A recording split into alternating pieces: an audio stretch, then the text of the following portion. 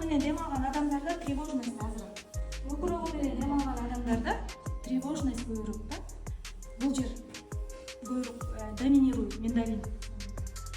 Курсак менен дем алганда бул жер эмеси ылдыйраак, биягы көбүрөөк бизге жардам берет да. Жалпак тил менен.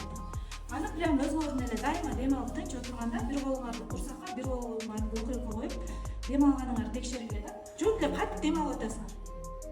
Анан демди көкүрөккө эмес, курсак менен дем алганды машык кылат. Кичике балдардын дем алуусун байкайсаң, курсак эле кыймылдайт.